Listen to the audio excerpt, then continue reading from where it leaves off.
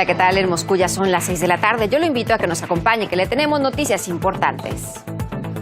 La agencia Reuters informa que el volcán de fuego en Guatemala lanzó nuevos flujos después de su erupción inicial. El número de muertos va en aumento. Ahora se informa de más de 30 personas. Asimismo, siguen las tareas de búsqueda de los desaparecidos.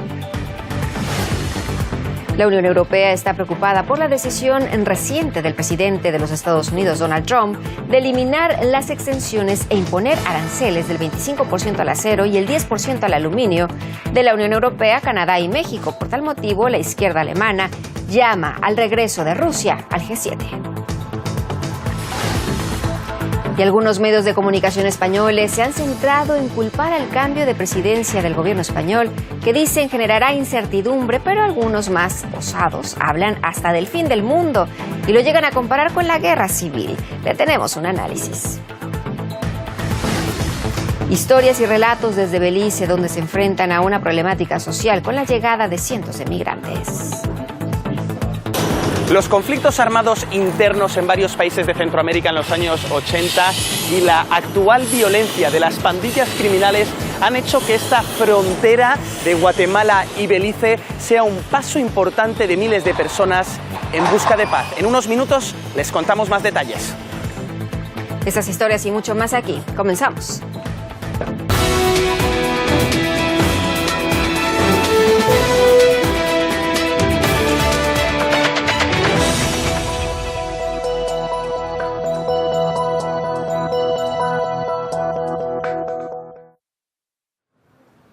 En Guatemala se producen más evacuaciones por la nueva erupción del volcán de fuego. Lo informa la agencia Reuters, que cita testigos en el terreno. La actividad del cráter ya ha causado al menos 38 muertos, según la Coordinadora Nacional de la Reducción de Desastres. La lava calcinó a varias personas dentro de sus viviendas. Las imágenes que nos llegan muestran escenas apocalípticas.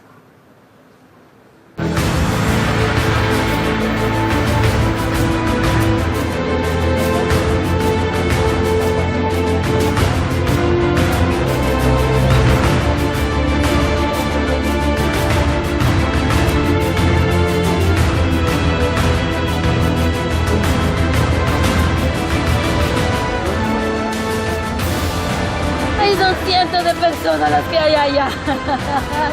Es difícil. Cuando salí yo de la casa, cuando vi todo ahí, no podía creer. Mi esposo nos cubrió, él nos protegió con sábanas para que no nos ahogáramos. Las autoridades han declarado 3 días de duelo nacional por la irreparable pérdida de vidas humanas. En las redes sociales han sido publicadas imágenes que le voy a ir mostrando. Justo tenemos aquí este video. En estas imágenes se aprecia la magnitud de la tragedia, pero no solo este. Mario Rosales lanza este otro video donde se ve la gran nube gris que empezó a invadir la zona después del estruendo, después de la erupción. Y uno más. Aquí podemos también apreciar cómo fue que quedó después este lugar, y todo esto obviamente se llenó de cenizas. Pero además hay usuarios que hacen comparaciones de lo sucedido. Le voy a mostrar este de Soraya. Dice: de la Pompeya del Vesubio del 79 después de Cristo, hoy a Guatemala, el centro de nuestra América. Pero no solo eso, también desde el Ministerio de la Salud pues han informado que siguen trabajando, pero hay un hashtag que se llama Guatemala está unida. Desde el Ministerio de Salud han hecho hincapié en que van a realizar su mejor esfuerzo para poder salvar vidas. Aquí tenemos este video donde van los rescatistas y obviamente después de hacer el trabajo con las personas que ahí vivían, pues se lanzan a ayudar a los animales que estaban en este lugar, una pequeña granja. Y el gobierno de Guatemala también ha dado ya indicaciones para los centros de acopio. Hay que ayudar y si todos lo podemos hacer, hay que hacerlo. Hay artículos como alimentos, aceite, azúcar, arroz, alimentos procesados, kit de limpieza, kit de higiene y otros más. No olvidemos a los bebés, a los pañales y por supuesto también la comida para animales. Y uno más donde siempre que sucede una catástrofe hay aquellos que tratan de asustar a la gente con noticias falsas. Y esta es una Dice el gobierno de Guatemala aclara que estas imágenes no corresponden al volcán de fuego. Estas son de Hawái y son del Kilauea. Entonces hay que tener mucha atención con lo que se está hablando en las redes sociales. Sobre este fenómeno hemos conversado con Alexis Schuwar. Él es investigador del Instituto de Volcanología de las Canarias. El experto destaca que en esta zona de peligrosidad se necesita un sistema de monitoreo sísmico más completo para poder evitar la pérdida de vidas humanas.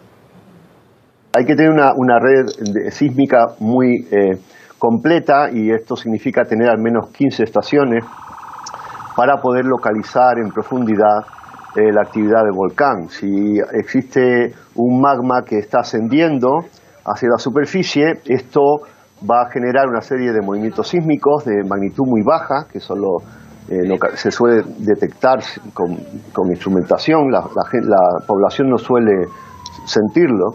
Pues sin duda alguna, si existiera este tipo de red sísmica, entonces sí se podrían haber determinado a qué profundidad se están moviendo estos fluidos y si existía la posibilidad de algún tipo de erupción. Sin duda alguna, cualquier volcán de esta zona tiene una peligrosidad intrínseca debido a la emisión de flujos piroclásticos, como ha ocurrido en este caso, que sin duda alguna requeriría este tipo de vigilancia, pues, para poder mantener a la población informada y establecer evacuaciones de manera que las fatalidades pues sean las mínimas posibles. Y de cara a la reunión del llamado Grupo G7 formado por las principales potencias occidentales y Japón, algunos de sus participantes no ocultan su malestar con Estados Unidos, y es que las medidas unilaterales de Washington, tanto en el ámbito económico como en el político, parece que han trazado una línea de separación con sus tradicionales aliados. Tras el encuentro ministerial de los países miembros en Canadá, el ministro de Economía y Finanzas de Francia calificó la cita como 6+1, con los Estados Unidos actuando contra todos. Añadió que el encuentro fue difícil y también tenso. El ambiente se parecía en los titulares de los medios que se refieren a la cumbre. La agencia Reuters, citando a sus fuentes en la presidencia francesa, avisa que las medidas norteamericanas ya complicaron la reunión, pero para EFE, la agencia habla de este encuentro como un fracaso. Pero no solo ellos, los medios de comunicación siguieron hablando de la situación. Aquí tenemos CNN, dice: el presidente Trump puede ser un zorrillo en el grupo del G7. Así se referían las negociaciones con los demás líderes. Ante estas tensiones en el Parlamento alemán, pues han recordado a Rusia, que quedó excluida del grupo tras la crisis ucraniana. Así, la líder de izquierda de Alemania llamó a reevaluar la asistencia de Moscú a las reuniones para servir de contrapeso a las presiones de los Estados Unidos. Sin embargo, en alusión a estas declaraciones, desde el Kremlin apuntan a que el formato del G7 se está perdiendo de relevancia. El secretario de prensa del presidente ruso ha señalado que en la época de globalización crece el rol de formato más amplio, así como el G20. En opinión del analista político Carlos Puente Martín, todo este panorama es un episodio más para demostrar lo errónea que es la política de Donald Trump. Estamos viendo un episodio más de la política errática del gobierno norteamericano, del gobierno de la administración Trump. Está caminando en una dirección equivocada, y sobre todo es que la aplicación de unos aranceles tanto al aluminio como al acero a sus propios socios comerciales, a los más importantes socios comerciales, pues lo único que representa es que es muy poco fiable, y es un disparo en la línea de flotación pues a este tipo de formato de reunión tipo G7, que, como bien ha dicho el señor Le Maire, el ministro de Economía francés, pues ya no se va a llamar G7 sino G6+1. Yo creo que es un golpe muy difícil, además de ser, desde mi punto de vista, pues ilegal y desafortunado por parte de la administración del señor Trump. Y el rechazo a la unilateralidad y proteccionismo lo muestran los países del grupo BRICS. Los ministros del exterior de Rusia, India, China, Brasil y Sudáfrica se han reunido de cara a la cumbre entre los líderes a finales de julio. Así es como lo ha descrito la postura de estos países el canciller ruso, Sergei Lavrov. Somos fieles al principio de indivisibilidad de la seguridad en todas sus áreas, así como a los métodos colectivos para resolver las situaciones de crisis por medios políticos y diplomáticos. Por supuesto, estamos comprometidos con el multilateralismo, con el rechazo de las intervenciones militares, de las acciones coercitivas unilaterales, del proteccionismo y de la competencia desleal. Coincidimos o somos afines en nuestras evaluaciones de los problemas globales clave. Y Vladimir Putin ha firmado la ley para contrarrestar las acciones de Estados Unidos y otros países que apoyen su política inamistosa contra Rusia. El correspondiente documento ya fue publicado en la página oficial del gobierno que muestra información legal, lo que significa que la legislación entra en vigor. De acuerdo con el documento, Rusia podrá prohibir o suspender la cooperación internacional con países que actúen contra la nación eslava y con las organizaciones que directa o indirectamente se encuentren bajo su jurisdicción. Asimismo, la ley podría ser aplicada contra cualquier empresa rusa con participación extranjera. Entre otras medidas, se van a restringir importaciones de productos y materiales primos que provengan de estas naciones. Del mismo modo, se suspende parcial o completamente las exportaciones a los países inamistosos. Sin embargo, desde la legislación se excluyen los artículos de primera necesidad que no se producen en Rusia. Con apenas un cuarto de los diputados en el Congreso y un amplio apoyo de Mariano Rajoy en el Senado, indispensable para aprobar reformas, es la situación a la que se enfrenta Pedro Sánchez tras lograr el puesto de presidente del Gobierno de España. Y la reacción de los principales medios españoles pues no tardó en llegar. La moción de censura llegó a convertirse para algunos el inicio del fin del mundo. Pero no le cuento más. Si me acompaña, vamos del otro lado del estudio. Ya se encuentra la subdirectora de nuestro sitio web, Ina Afinogenova, que nos tiene todos los detalles, pero sobre todo cómo se ha comportado este pulso. ¿Cómo estás, Ina? Qué gusto. ¿Qué tal, Betsa? Bueno, no es momento de hacer declaraciones altisonantes, pero parece que el fin del mundo, el Armagedón, el abismo ha llegado a España o todo junto. Al menos esa es la sensación que se lleva uno si se toma un par de minutos para repasar los principales medios de información de España y los mensajes en las redes sociales de estos últimos días. Desde que se presentó la moción de censura contra Mariano Rajoy, los principales medios de información, la mayoría de ellos al unísono iban vaticinando el caos, la desestabilización. Total, aquí tenemos algunos ejemplos, algunas muestras de los titulares. El golpe de Estado separatista llega al Congreso. España ha quedado en manos de partidos que si pudieran destruirlo lo harían. Y aquí mi preferida, una chusma de extrema izquierda tira a la basura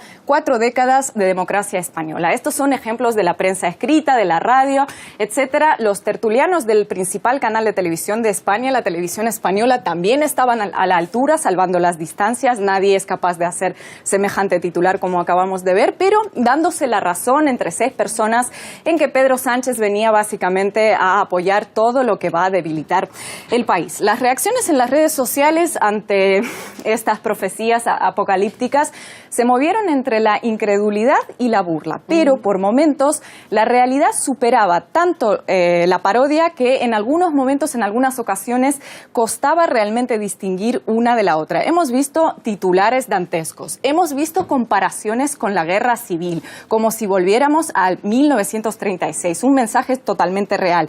Hemos visto cómo la gente construía alianzas gubernamentales absolutamente delirantes y sobre todo inexistentes, mezcla de socialistas, golpistas, racistas, bolivarianos y proetarras, fíjate. Y también hemos llegado a ver mensajes y llamados a iniciar una cruzada al estilo milicías de Montana. Si esto fuera Estados Unidos, sería buen momento para quedarse en casa con nuestras armas. Fíjate tú. Por un momento, bueno, esto te causa carcajadas porque piensas, bueno, esto es un mensaje satírico, pero en el momento en el que te das cuenta de que esto es totalmente real, bueno, lo que te causa es la preocupación. No menos reales han sido los mensajes de indignación por el hecho de que por primera vez un presidente español juró su cargo sin la Biblia y sin el crucifijo. Esto es algo inédito en España, con lo cual también ha causado controversia en el debate público, porque algunos han visto en eso el afán de la izquierda de descristianizar España. Bueno, después ha habido otros mensajes y ha habido gente que consideró absurdo el hecho de que eso fuera motivo de noticia en los medios de información, este dato, ¿no? Porque lo que más llama la atención y de lo que nadie habla es que se jura el cargo ante un señor al que nadie ha elegido, refiriéndose al rey. Tampoco pasaron desapercibidos mensajes, las declaraciones del gobierno saliente, el del Partido Popular, que afirmó que se iban dejando una España mejor que la que encontraron. Y esto puede ser cuestión de enfoque, pero te puedo decir que este mensaje no ha sido bien recibido en las redes sociales, porque estamos hablando del mismo país en el que músicos van a las cárceles, están condenados a ir a la cárcel por las letras de sus canciones. Estamos hablando del país en el que los principales medios de información enseñan a sus lectores a poner cinta aislante en las ventanas para no encender la calefacción en invierno por lo cara que es. Y también estamos hablando del mismo país que destinó miles de millones de euros públicos para rescatar bancos mientras se han desahuciado a gente de sus casas. Así que esta declaración de Mariano Rajoy, y también la ha hecho Soraya Sáenz de Santamaría, pues no ha sido bien recibida en las redes sociales. Entre toda esa amalgama de mensajes que hemos visto a gente celebrándolo con etiquetas "si se puede", hemos visto a gente angustiada, como los mensajes que acabamos de repasar. También ha habido mucha gente cautelosa que señaló que no espera mucho de lo que pueda ni quiera hacer el nuevo gobierno del PSOE, porque al fin y al cabo, la historia reciente y no tan reciente demuestra que no hay muchos motivos para ese optimismo, ¿no? Al final hay muchas cosas por cambiar en España y el gobierno ha sido solo una de tantas. Pues estaremos esperando a que el pueblo vuelva a elegir y decidan quién quieren que esté ahí. Efectivamente. Muchas gracias, Ina.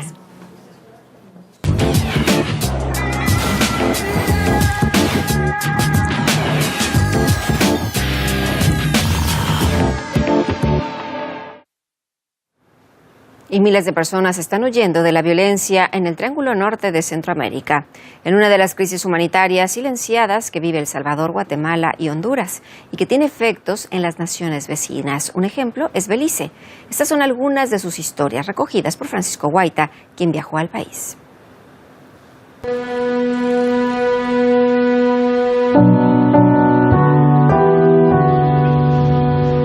Estas tierras son el refugio de cientos de salvadoreños que desde hace décadas huyen de la violencia de su país. El gobierno beliceño, junto con Naciones Unidas, creó este pequeño pueblo para darles acogida. Lo llamaron Valle de Paz. Aquí llegaron primero en los años 80 durante la Guerra Civil en El Salvador. Y ahora, con la nueva ola de violencia de las pandillas, viene una nueva generación de salvadoreños. En este pequeño cultivo trabaja Fernando. Llegó hace 2 años a Belice para escapar de las bandas criminales conocidas como maras. Asegura que estas pandillas acaban reclutando con coacción a muchos de sus miembros. Él fue una víctima más. Me pegaron, me dejaron como 15 días en cama, porque decían que era marina, era nada. Ahí donde fue que me comenzaron a decir que me metiera. Y al miedo que me mataran fue que yo me metí. Ahora vive en paz, pero tiene otro tipo de obstáculos. Ha pedido asilo político a través de Naciones Unidas, pero se lo denegaron. Es más, le querían deportar y ahora está como indocumentado en el país. Ahorita estoy ilegal, no tengo papeles. Me dijeron que mis papeles no estaban completos. Me los rechazaron, decían que no clasificaba y me dieron una carta de deportación.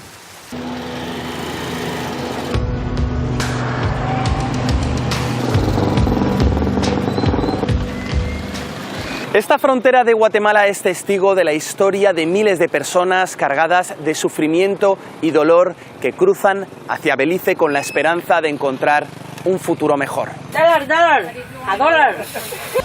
Yasmín lleva más tiempo viviendo en Belice que donde nació, El Salvador. La guerra civil expulsó del país a decenas de miles de personas. Esta centroamericana recuerda su dramática situación como si fuera hoy. Se siente duro porque uno nunca ha vivido eso y de repente de presto uno de un día para otro lo tiene que vivirlo porque hay necesidad de salvar su pellejo uno. Ahora en Belice dice que se siente feliz. Tiene su puesto en el mercado, ha comprado una pequeña casita y 9 de sus 13 hijos son beliceños.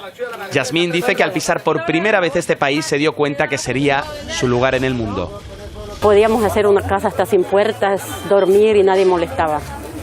Y le dije yo a mi esposo, aquí nos vamos a quedar. Pero no todos han tenido buenas experiencias en Belice. Max sobrevive a duras penas. Llegó al país hace más de 30 años y sigue sin papeles. Huyó del conflicto interno de Guatemala en el que salvó de milagro su vida tras 2 intentos de asesinato. Cuando entré aquí yo venía recién baleado de mi cara. Traía puntos, traía costurado aquí, costurado todos mis ojos. Este balazo me dejó ciego instantáneamente, sangre por los ojos, por el hoyito de la bala. Max perteneció a los servicios de inteligencia de Guatemala en medio del conflicto durante la década de los 80. Años después fue expulsado tras haber estado infiltrado en la guerrilla. Este guatemalteco relata con asombrosa normalidad la crueldad de la guerra. Si usted tiene un hombre ya prisionero, es malo estar haciendo escándalo. ¡Wow! La gente lo va a oír. Usted lo acuesta al suelo y le amarra sus pies y sus manos y le pone un lacito en el buche y le mete un palito y le da vuelta. Y hasta que le queda morado y se estiró y ya se fue. Y aquí lo mata usted y ahí tiene la fosa donde lo va a dejar caer. La violencia ha marcado la vida de decenas de miles de personas en Centroamérica.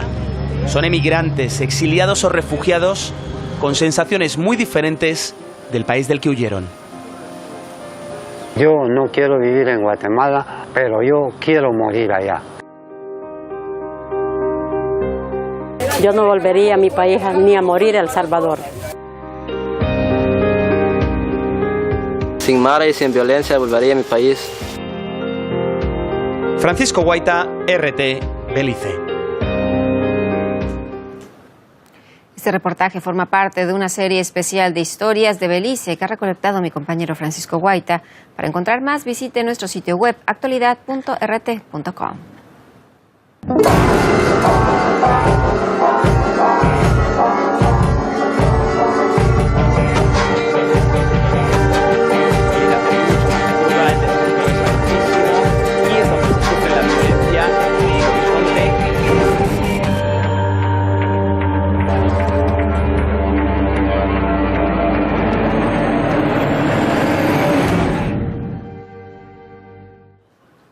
La coalición de Arabia Saudí que actúa en Yemen busca ayuda militar de los Estados Unidos. Medios estadounidenses afirman que desde Emiratos Árabes Unidos solicitaron a Washington el respaldo para capturar uno de los puertos más grandes de Yemen. Se trata de uno estratégico ubicado en la 4ª ciudad más grande de Yemen, Riad. Desde hace tiempo tratan de bloquear estos embarcaderos, denunciando que ahí los rebeldes hutíes obtienen sus suministros militares. Sin embargo, solo la ONU y las ONG logran mantener abiertas las puertas marítimas a la nación en crisis. Ante el posible involucramiento de Estados Unidos en esta toma de la ciudad Al-Judaida, los activistas alertan de que estas acciones militares pueden provocar un desastre humanitario aún peor. Y seguimos informando en nuestro espacio en breve. En Kabul, Afganistán, 7 personas han muerto tras un ataque suicida contra una reunión de clérigos musulmanes, según lo ha confirmado la policía. El incidente además ha dejado 9 heridos. Los representantes religiosos habían congregado en una gran tienda de campaña en el oeste de la ciudad para celebrar una asamblea de varios grupos étnicos del país. El encuentro tenía como fin condenar los atentados suicidas. El atacante se inmoló cerca de la entrada del recinto. Los medios locales informan sobre una segunda explosión en un vehículo de transporte de frutas que ha causado varias lesiones. Y medios surcoreanos informan que Kim Jong-un ha reemplazado a 3 importantes funcionarios militares, según fuentes apuntan a que esto es una tentativa para renovar el mando, mientras otros indican que los altos cargos habrían estado en contra del nuevo rumbo político hacia la desnuclearización del país. Y sobre la cumbre con Donald Trump aparecen nuevos detalles en los medios. Por ejemplo, Se celebrará en una sala con varias puertas para que no haya una sensación de que un líder espera al otro. Además, la parte norcoreana busca vehículos para alquilar que no sean inferiores al de Donald Trump. Y en Italia, el nuevo ministro del Interior, Matteo Salvini, ha afirmado que hay que evitar que Sicilia sea el campo de refugiados de Europa. Señala que limitar la llegada de migrantes y aumentar las deportaciones son políticas de sentido común que salvarían vidas. Mientras en otros países comunitarios el tema de los refugiados también parece ser una cuestión central. En Eslovenia, el Partido Demócrata, conocido por su postura antimigración, ganó las elecciones generales, pero tendrá que pactar para poder gobernar. Y otro escándalo de privacidad de Facebook. Según se ha descubierto una investigación del periódico New York Times, Facebook habría estado dando acceso a datos personales de sus usuarios a fabricantes de móviles con los que tenía un acuerdo. Se trata de al menos 60 empresas, entre ellas Apple y Samsung, que poseían permiso para obtener información privada, tanto de internautas como de sus amigos. Además, de acuerdo con el medio, los usuarios ni siquiera podrían prohibir el intercambio de datos. Las esperanzas crecen, las expectativas no sobran. 10 días para el inicio del Mundial de Rusia 2018. Ante tanto anhelo, unos incluso gritan que viene una revolución futbolística. La causa es la implementación del sistema VAR para detectar las jugadas no válidas. El programa Entrevista habló con Carlos "El Pibe" Valderrama para evaluar el futuro cambio y para saber cómo se prepara para comentar el campeonato. También qué grupo le parece el más complicado. A continuación, un fragmento. El problema del VAR que yo le veo es la emoción, porque a veces uno marca un gol y sale uno corriendo a festejarlo con la hinchada y de pronto no es gol. Ahí se pierde la emoción. Ahí sí que lo vamos a notar nosotros también comentando. Claro que sí. Esperemos que no vaya a pasar y que surja como viene surgiendo y que sea para bien del fútbol. Si es para bien del fútbol, como aficionados queremos que todo mejore. Pero ¿crees que puede cortar un poco el ritmo de no solo del partido, sino como tú dices, del espectáculo, de que la gente está en la grada, ve una celebración o la gente estamos comentando en un plató de televisión y luego hay que volver hacia atrás? Por eso va a ser raro, ¿no? Va a ser raro. Va a ser raro. Claro, por eso vuelvo y repito, esperemos que no tengamos esa clase de problemas, sino que sea todo legal, que uno diga añada gol, pero que sea gol, porque a veces existe por eso, porque a veces hay un gol en fuera de lugar y para eso existe el VAR. Bueno, aquí está, prueba eso.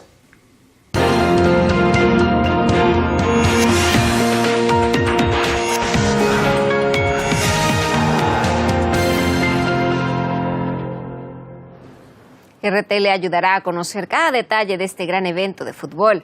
Nuestra cadena le ofrecerá una cobertura especial del Mundial de Rusia 2018. No se la puede perder, ya lo sabe, estamos listos, estamos en casa. Hasta aquí las noticias, gracias por habernos acompañado.